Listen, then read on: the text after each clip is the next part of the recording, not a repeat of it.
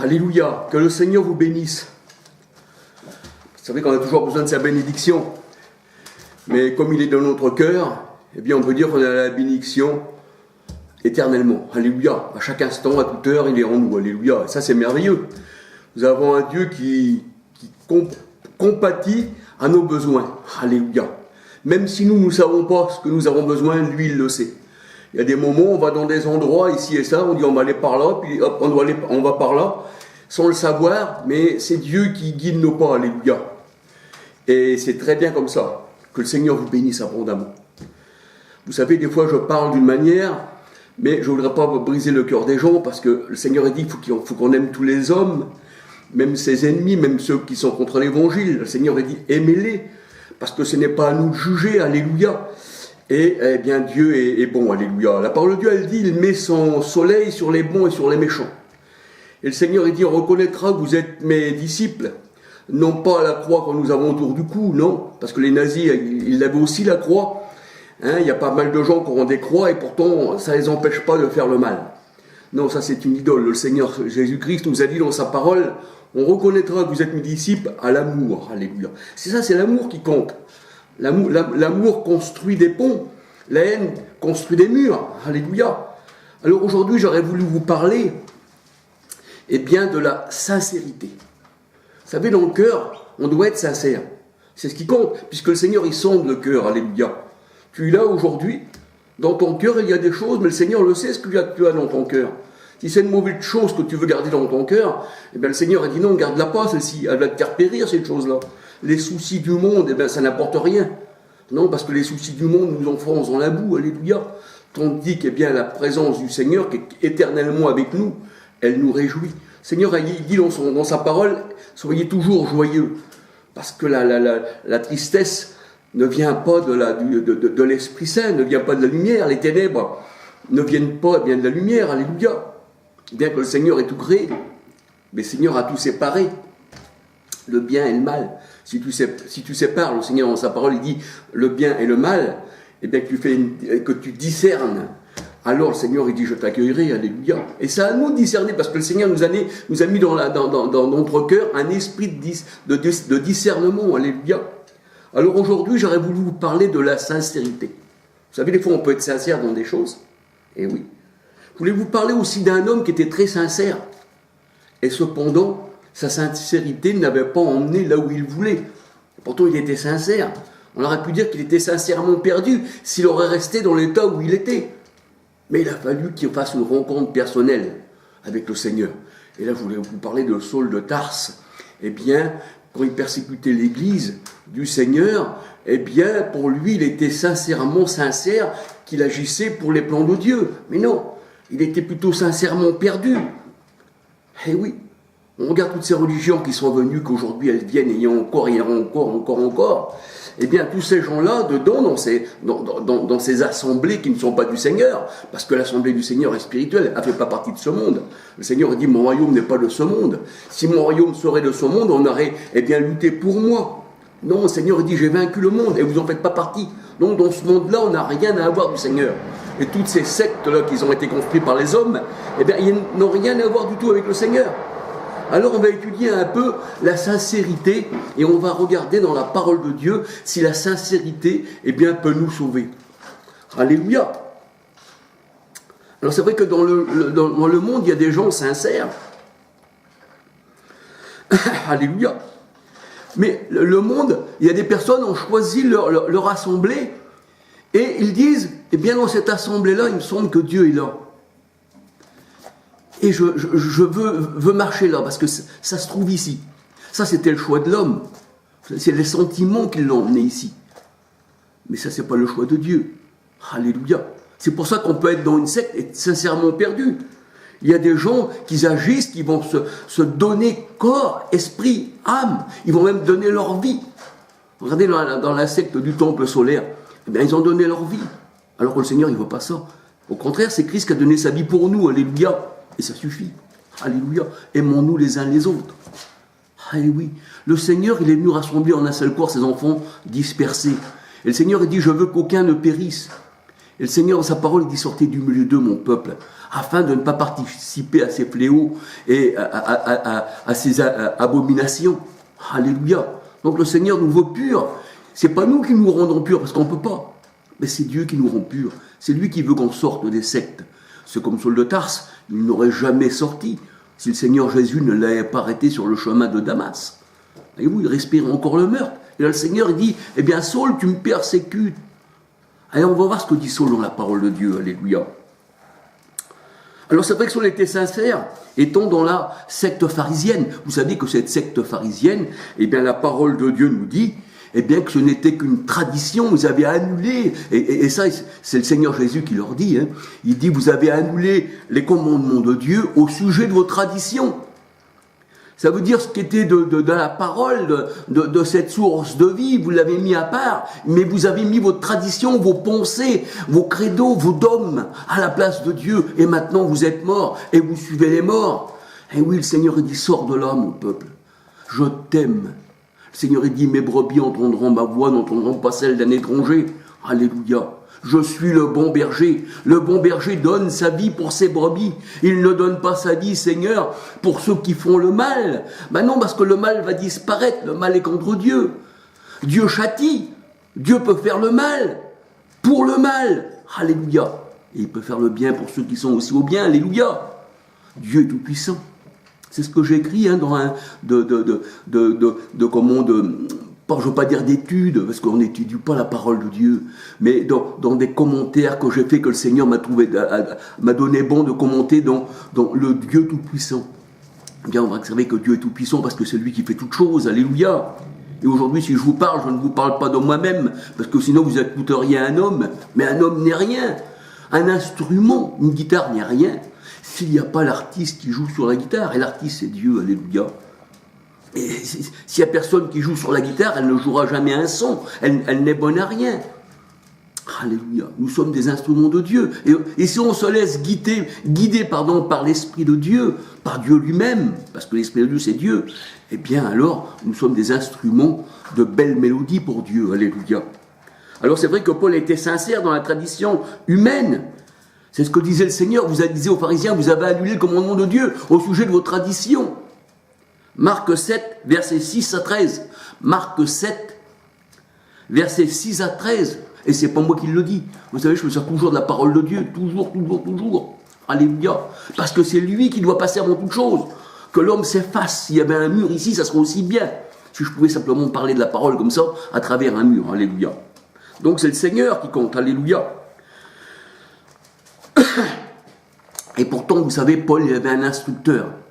Il s'appelait Gamaliel, docteur de la loi. Oui, il était au pied de Gamaliel, docteur de la loi. Alléluia. Acte 22, verset 3, c'est ce que nous dit Paul. Il dit, j'ai été élevé au pied de Gamaliel, docteur de la loi, zélé pour la loi. Voyez-vous? Acte 22, verset 3, et acte 5, verset 34. Acte 5, verset 34. Acte 22, verset 3. C'est ce que nous dit Paul. Il était zélé pour la loi. Mais Paul était zélé pour une loi charnelle. Il ne le savait pas. La loi de Moïse était une loi charnelle. Eh oui, alléluia. C'était une loi faite pour les méchants, c'est ce que nous dit la parole de Dieu. 1 Timothée 1, verset 9, 10, 11. 1 Timothée 1, verset 9, 10, 11. La loi elle a été faite pour les méchants, pour les idolâtres, pour les homosexuels. Et tout genre d'individus. C'est ce que la parole de Dieu nous dit. Voici ce que c'était la loi de Moïse.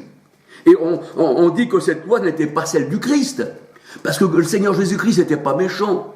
Puisque cette loi-là, la loi de Moïse a été faite pour les méchants. Alléluia. Alors c'est vrai que Christ a appelé cette loi, la loi de Moïse, la loi des pharisiens. Eh bien, il leur disait, il est écrit dans votre loi, pas dans ma loi. Parce que ça, c'est pas pour moi cette loi-là. C'est pour les méchants. Donc il est écrit dans votre loi. Jean 8, verset 17. Jean 8, 17. Jean 10, 34. Jean 10, 34. Jean 15, 25. Il est écrit dans votre loi. Voyez-vous? Qu'on regarde, eh bien, le code de la route. Si les gens savaient conduire, si les gens feraient attention à leur prochain, si tout était respecté, il n'y aurait pas besoin de panneaux indicatifs. Les panneaux indicatifs, les bandes blanches, le gendarme sur la route, il est fait pour celui qui transgresse. L'alarme sur une maison, elle est faite pour le voleur. Mais le Seigneur, il dit, oui, c'est la loi de l'amour. Alléluia. Et pour l'amour, elle ne vole pas. L'amour comprend. L'amour est compatissant. Elle ne soupçonne pas le mal. Alléluia. Donc pour l'amour, il n'y a pas de loi. Parce que l'amour va pas aller voler, il n'y a pas besoin de mettre d'alarme pour quelqu'un qui marche dans l'amour. L'amour ne fera pas de mal à son prochain. Alléluia. Dieu est amour. Et Dieu est en nous. Et si nous marchons dans l'amour comme Dieu est amour, eh bien on ne dira pas ceux-ci, ce sont des disciples parce qu'ils ont une croix autour des oreilles, autour du cou, comme les nazis l'avaient, comme aujourd'hui les catholiques. Que le Seigneur les bénisse, ces gens-là. Je ne suis pas là pour les juger. On les aime. Alléluia. C'est ce qu'ils font qu'on n'aime pas. C'est ce qu'on critique. Et on ne veut pas faire du mal aux gens. Alléluia. Que le Seigneur vous bénisse abondamment. Si je dis une parole défavorable en votre faveur, c'est-à-dire si je vous dis du mal, non, le Seigneur vous bénit. Aimez vos ennemis, aimez-les, parce que le Seigneur dit, on saura que vous êtes mes disciples à l'amour que vous avez les uns pour les autres. Alléluia. Alors même si je vous annonce la parole du Seigneur, que je ne sais pas si vous l'avez déjà entendu de cette manière, eh bien, soyez bénis. Alléluia. Et vous n'êtes pas obligé d'accepter. Vous pouvez aussi fermer vos oreilles. Vous pouvez vous dire, cet homme-là, il est fou. Mais ça vous regarde. Mais le Seigneur dit, heureux serez-vous lorsqu'on dira faussement du mal de vous. Car c'est ainsi qu'on agissait à l'égard de ceux qui étaient prophètes. Alléluia. Amen, alléluia. Gloire au Seigneur. Alors c'est vrai que cette loi-là, elle n'était pas pour le Seigneur. Il est écrit dans votre loi. La loi de Moïse, elle était faite pour le méchant, pour l'idolâtre, l'homosexuel, et toutes sortes de choses semblables, nous dit la parole de Dieu. Alors il est évident que la loi du Christ, eh bien, c'était pas sa loi, la loi de Moïse. Parce que le Seigneur Jésus-Christ, il est l'agneau sans défaut. Il n'a jamais volé. Il n'a jamais fait de mal. Il n'a jamais demandé pardon, le Seigneur. Pourquoi ? Parce qu'il n'a jamais fait de mal qui considérait quelqu'un qui demanderait pardon. Jean 1, 29. Jean disait, voici l'agneau qui ôte le péché du monde. Alléluia. C'était le Christ. Incomparable. Fils unique veut dire incomparable. Ça veut dire qu'il n'a pas de semblable. Alléluia. Fils en tant que chair, mais Dieu, Emmanuel, Dieu avec nous. Matthieu 23. Alléluia. Même Jean disait à Jésus-Christ, notre Sauveur, Jean 20, 28, mon Seigneur et mon Dieu. Voyez, pourtant Jean c'était un juif. Il savait qu'il n'y avait qu'un seul Dieu. Il disait à Jésus, mon Seigneur et mon Dieu. Parce que Dieu était en Christ réconciliant le monde avec lui-même. Il nous a réconciliés, moi qui étais ennemi, un peu comme Paul, quand il respirait encore le meurtre avec lui-même. Le Seigneur ne regarde pas notre cœur, il dit, viens à moi tel que tu es. Va pas essayer de te sanctifier par ta propre personne, sinon tu n'aurais pas besoin de moi. Viens à moi comme un enfant. Tu vas peut-être marcher, tu vas trébucher, mais par la suite tu sauras courir, alléluia. Alors c'est vrai qu'il faut venir au Seigneur tel que nous sommes. Paul défendait cette loi avec sincérité, la loi de Moïse. Et il persécutait les disciples du Seigneur, jusqu'à les faire mourir. Il respirait encore le meurtre et l'assassinat contre l'église du Christ, où il fut arrêté par Christ, voyez-vous. Celui qui fait une rencontre personnelle avec le Seigneur, sur ce chemin de la perdition, eh bien, il est arrêté, parce que c'est un élu. Cet homme, je l'ai choisi, qui disait le Seigneur à Ananias, afin qu'il porte mon nom parmi les nations, parmi les rois. Alléluia. Eh oui, sur le chemin de Damas. Acte 22, versets 1, 8, 18, 19, 20, 21. Acte 22, versets 1 à 8, 18, 19, 21. Voyez-vous, Paul est bien respiré encore le meurtre. Ça veut dire que le Seigneur ne regarde pas dans la condition où nous sommes, même si on était assassin avant, même quand on a fait n'importe quoi. Si tu viens au Seigneur, t'es pardonné. Par les hommes, peut-être pas. Mais non, parce que tu dois payer. Mais le Seigneur, lui, il efface tout. Et c'est ce qui compte. C'est ce qui nous donne la vie éternelle. Si la vie éternelle n'existerait pas derrière tout ça, mangeons, buvons, amusons-nous, car demain nous mourrons. Mais non. Moi, vous savez, j'ai presque 70 ans. Alléluia. Eh bien, je sais qu'un jour ou l'autre, je vais partir. Mais je sais où j'ai mis mon cœur. Parce que là où est mon trésor, là aussi sera mon cœur. Où là, mon cœur, ça aussi sera mon trésor. C'est là ou l'autre. Mais ça veut dire pareil. Voyez-vous, il faut choisir sa destinée. Eh oui. Le Seigneur, il dit, eh bien, si on ne lui appartient pas, eh bien, on ne sera pas avec lui. Celui qui s'attache au Seigneur est avec lui un seul esprit. C'est ça le mariage. 1 Corinthiens 6, 13 à 19.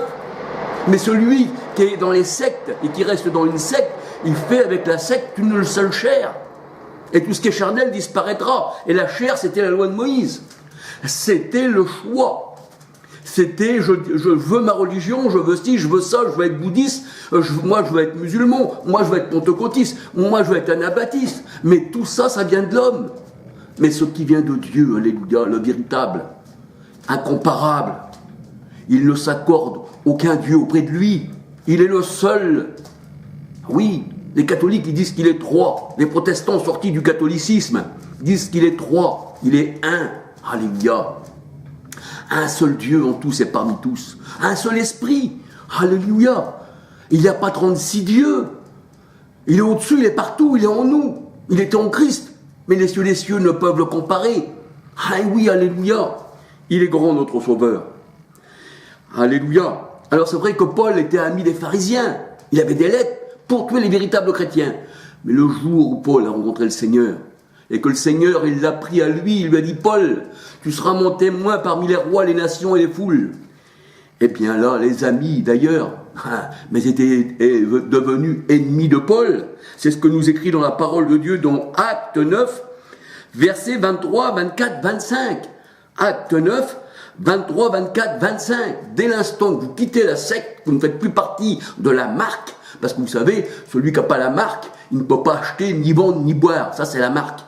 Ça, c'est comme une auto, vous savez, si vous n'allez pas chez la marque, eh bien, la marque va être contre vous. Ça veut dire, pourquoi vous avez été là-bas, c'est moi la marque. Il faut ma conformité, il faut mon cercle. Si tu n'es pas dans mon cercle, tu ne m'appartiens plus.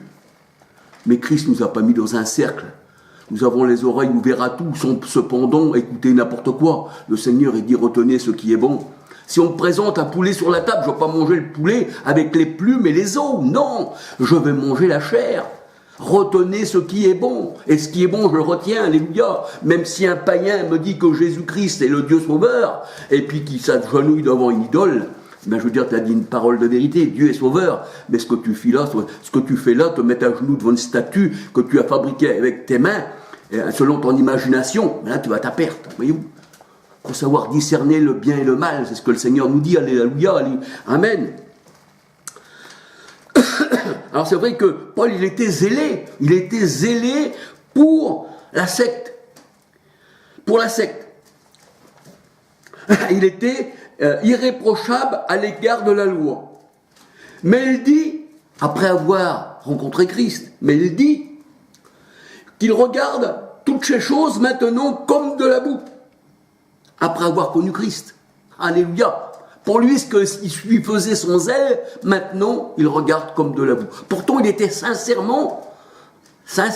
quand il suivait la secte pharisienne. Alors, on peut regarder dans Philippiens 3, versets 4 à 8. Philippiens 3, versets 4 à 8. Et Galates 1, versets 13 à 17. Galates 1, versets 13 à 17. Galates 1, versets 13 à 17. C'est pour ça que Paul dit, il n'y a pas d'autre évangile, il n'y a pas d'autre esprit. Si on vous annonce un autre esprit et un autre évangile que celui que vous avez reçu, eh bien que celui-ci qui vous l'annonce soit maudit, alléluia. Et nous voyons que l'Église catholique, nous voyons que le protestantisme, les pentecôtistes, les anabaptistes, l'armée du salut, les assemblées de Dieu, les adventistes et tous ces sectes faits de main d'homme, eh bien ça c'est un autre esprit, ça devient leur propre cœur avec leur credo et leur dogme inventés en 381 après Christ au concile de Nicée et ensuite eh bien repris par les protestants et ensuite qu'ils ont protesté entre eux parce qu'ils n'étaient même plus d'accord entre eux, alléluia. Mais nous sommes d'accord avec le Seigneur et c'est ce qui compte. Et même si je me retrouverais tout seul, vous savez, Élie était un prophète, et il me dit, je me suis retrouvé seul, Seigneur, contre les 300 prophètes, les 400 prophètes de Baal. Voyez-vous, ce qui compte, c'est pas d'être avec une multitude, mais ce qui compte, c'est d'être avec le Seigneur. Et le Seigneur, c'est un petit troupeau. Et, petit troupeau, votre Père Céleste a trouvé bon de vous donner le royaume. La parole de Dieu nous dit que le troupeau de Dieu, il faut passer par une petite porte resserrée. Efforcez-vous d'y entrer, il y en a tellement peu qui y passent. Beaucoup d'appelés, mais peu d'élus, alléluia. Mais je préfère être seul que mal accompagné, alléluia. Oui, et je ne suis pas seul, parce que le Seigneur, il dit, je suis avec toi, alléluia. Et ça, c'est merveilleux. Gloire au Seigneur, alléluia. Alors, c'est vrai que Paul était sincère quand il agissait dans cette secte pharisienne, eh bien, et il luttait contre le Seigneur, et pourtant il était sincère, mais il était sincèrement perdu. Sincèrement perdu. Alors, il dit, c'est pas moi qui le dis, hein, c'est Paul, c'est toujours lui. Il dit dans 1 Timothée 1, versets 12 à 16, 1 Timothée 1, versets 12 à 16. Voici ce qu'il dit Paul. « Je rends grâce à celui qui m'a fortifié à Jésus-Christ, notre Seigneur, de ce qu'il m'a jugé fidèle en m'établissant dans le ministère. Moi qui auparavant étais un blasphémateur, un persécuteur. » Paul il dit auparavant j'étais un blasphémateur et un persécuteur. Pourtant il était sincère, mais il était sincèrement persécuteur. Ben oui, il faisait ça, il massacrait, il était même là quand Étienne, on lui tenait, c'est même lui qui tenait le manteau d'Étienne. Il le dit dans la parole, alléluia. Alors il dit j'étais un persécuteur. Il dit j'étais même un homme violent. Oui, mais j'ai obtenu miséricorde. On peut être un homme violent, on peut être dans l'erreur, on peut se mettre à genoux devant les statues, on peut faire n'importe quoi. Tant qu'on n'a pas rencontré Christ, on est dans l'erreur. Mais quand on le rencontre, comme Paul l'a rencontré, plutôt que Christ a arrêté Paul sur le chemin de Damas, parce que c'est pas nous qui le rencontrons, c'est lui qui nous appelle. L'appel vient de lui, je vous ai choisi, moi, qui dit le Seigneur. Alléluia. Paul, il dit, quand j'ai fait ceci, j'agissais par ignorance dans l'incrédulité. Il dit, j'étais pharisien, je persécutais l'église du Seigneur dans l'ignorance et l'incrédulité. Et où? Et là, Paul, il a fait demi-tour. Qui es-tu, Seigneur? Que veux-tu que je fasse, mon Dieu? Et après, Paul, il ne regardait plus après d'affronter ses ennemis. Mais quand le Seigneur Jésus est venu, qu'est-ce qu'il a dit dans sa parole aux pharisiens? Race de serpent, race de vipère, hypocrite. Croyez-vous que le Seigneur Jésus cachait ses mots?